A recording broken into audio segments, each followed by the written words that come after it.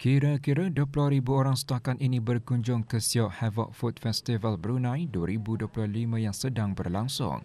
Acara makanan terbesar rantau ini merupakan satu kolaborasi yang meraihkan keunikan, semangat kesawanan dan budaya makanan ASEAN. Majlis Perasmian Festival selama 5 hari berlangsung di Jurong Park Garden berangkat menyempurnakan perasmian yang teramat mulia Paduka Seri Pangeran Anak Puteri Hajah Amal Rakiyah binti almarhum Sultan Haji Omar Ali Saifuddin Saadul Khairi Waddin. Festival menggabungkan lebih 100 pengusaha tempatan dan Malaysia yang menawarkan pesta cita rasa dan budaya. Festival dibuka dari 11 pagi sehingga 12.30 malam itu juga diisi dengan aktiviti hiburan dan permainan. Negara Brunei Darussalam terus berusaha mempelbagaikan ekonominya berpandukan kepada Wawasan Brunei 2035 dan Economic Blueprint. Tumpuan kekal terhadap meluaskan asas ekonomi, menarik pelaburan berkualiti dan memperkasa sektor swasta untuk menjadi pemacu pertumbuhan yang lebih kukuh. Menteri di Jabatan Perdana Menteri dan Menteri Keuangan dan Ekonomi kedua menyatakan perkara tersebut semasa sidang kemuncak Momentum Baiduri ketiga.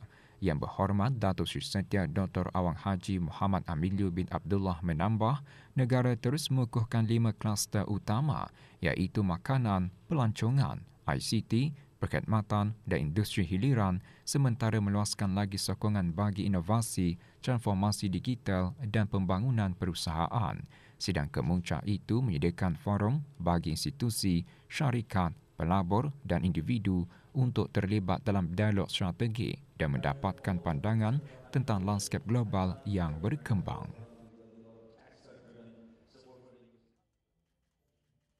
Kerajaan ke bawah Dulia Maha Mulia Paduka Seri Baginda Sultan dan Yang di-Pertuan Negara Brunei Darussalam dan Kerajaan Republik Singapura telah memeterai Memorandum Persefahaman MOU bagi kerjasama dua hala dalam persekitaran binaan yang mampan dan boleh didiami, menandatangani bagi pihak Kerajaan ke bawah Dulia Maha Mulia Yang Berhormat Datuk Seri Setia Awang Haji Muhammad Juanda bin Haji Abdul Rashid, Menteri Pembangunan, manakala Kerajaan Republik Singapura diwakili oleh Tuan Yang Terutama Chee Hong Tat, Menteri Pembangunan Negara Republik Singapura.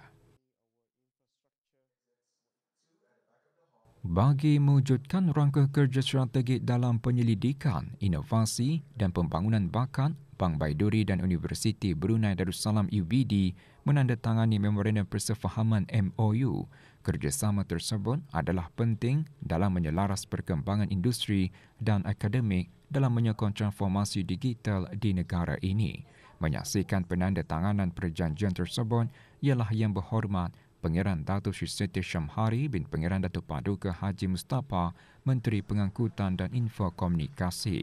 Melalui MOU ini, Bank Baiduri akan bekerjasama dengan Sekolah Sains Digital UBD bagi projek penyelidikan gunaan, pertukaran akademik dan meneroka penubuhan kemudahan makmal di UBD. Pelbagai produk jualan dan aktiviti menarik berlangsung semasa Pesta Lakanun Lamunin 2025 Volum 2. Acara selama 3 hari yang diadakan di Pusat Kemasyarakatan Dataran Gong 3 Kampung Lamunin adalah anjuran Biro Belia Majlis Perundingan Kampung Lamunin.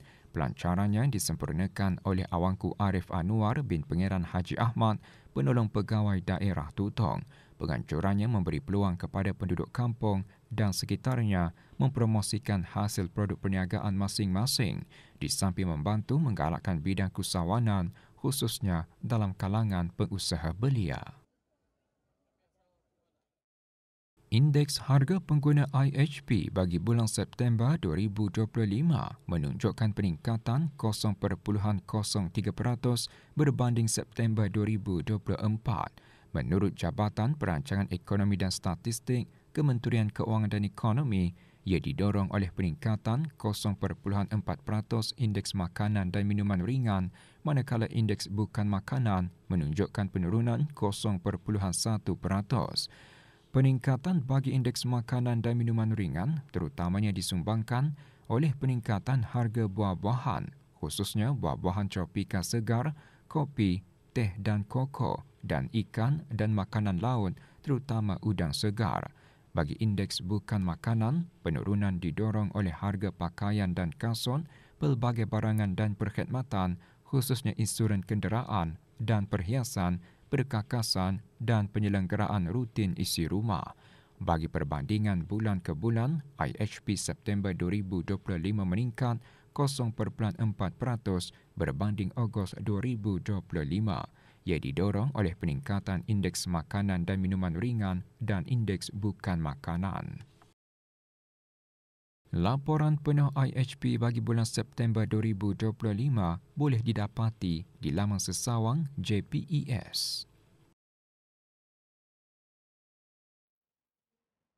Jumlah perdagangan bagi bulan Ogos 2025 adalah sebanyak 1,708.8 juta dolar Brunei yang terdiri daripada ekspor berjumlah 1,111.7 juta dolar Brunei dan import berjumlah 597.1 juta dolar Brunei. Penyumbang utama kepada nilai ekspor adalah bahan api galian, diikuti oleh bahan kimia dan jentera dan kelengkapan pengangkutan. Pasaran ekspor utama adalah Australia, diikuti Republik Rakyat China dan Singapura. Komoditi ekspor terbesar ke negara-negara tersebut adalah bahan api galian dan bahan kimia.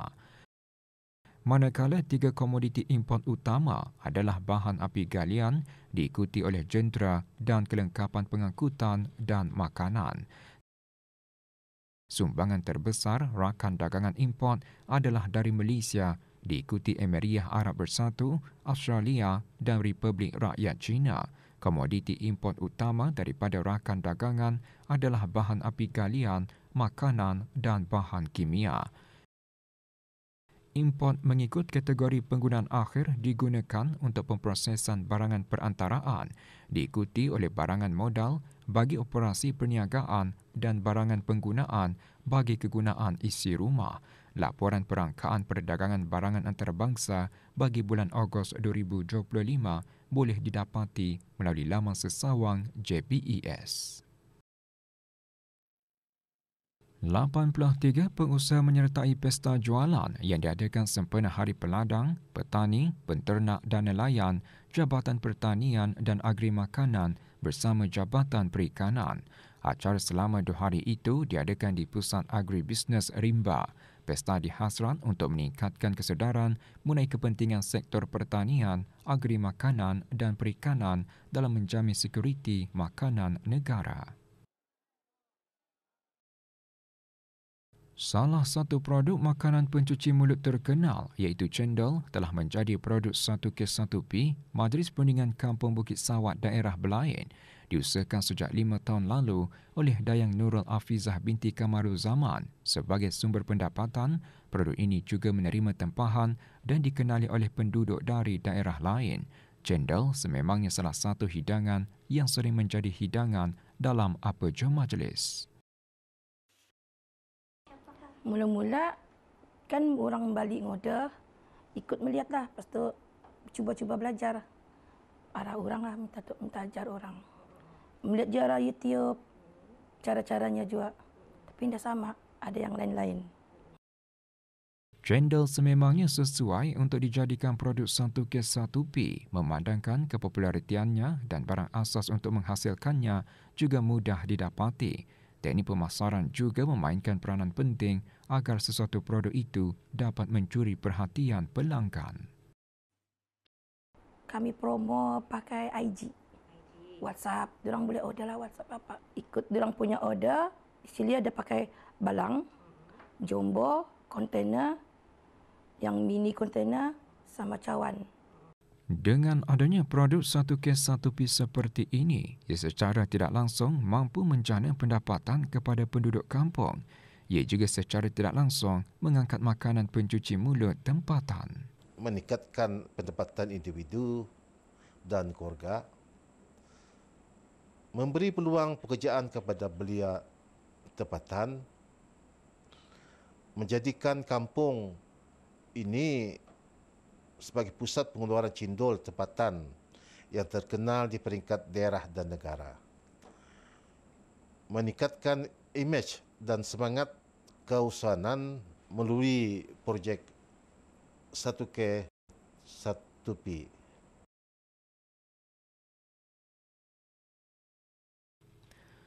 Untuk meningkatkan lagi pengetahuan dalam bidang penternakan ayam, IBTE Kampus Agroteknologi menandatangani memorandum persefahaman bersama Gold Coin Feed Mill Brunei Sdn Berhad.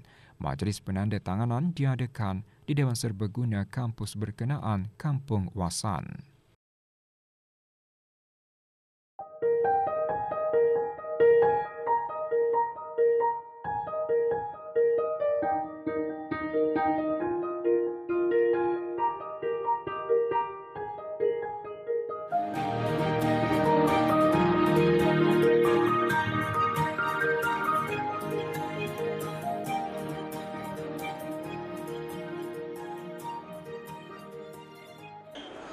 Para pengusaha tempatan dan Malaysia terus membina kerjasama sebagai pemangkin kepada pertumbuhan ekonomi dua hala. Expo Produk Malaysia yang berlangsung selama 6 hari hingga 2 November lalu di Dewan Razita, Bangunan Pengiran Haji Osman, Kampung Sengkurong B, bukan sahaja menjadi platform mempromosi produk Malaysia, tetapi juga membuka peluang kepada usahawan tempatan memanfaatkan pengalaman dan rangkaian perniagaan rentas sempadan. Menurut Pengarah Urusan Dayang Event Management, Expo ini turut membantu vendor tempatan memahami strategi pemasaran dan penggunaan teknologi untuk memperluaskan capaian pasaran.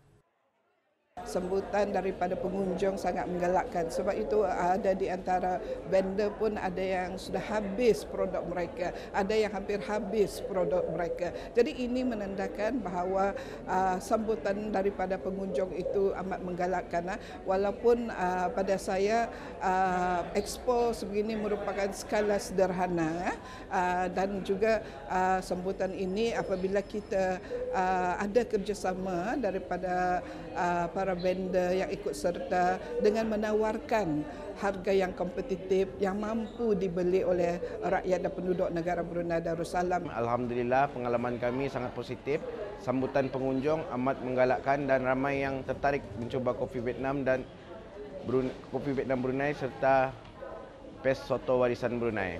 Saya berharap dengan expo yang macam ini boleh boleh dikekalkan untuk rakyat Malaysia dan Brunei bergabung bersama-sama, dan saya berharap juga orang Ketani, orang Brunei sendiri boleh join juga the expo macam ni lah, biar mengekspos diorang punya produk-produk seperti yang lokal, ada yang lokal punya jualan makanan dan sebagainya lah. Alhamdulillah, dengan adanya expo diadakan di sini, mungkin orang ramai sudah mengetahui bahawa Dewan Ani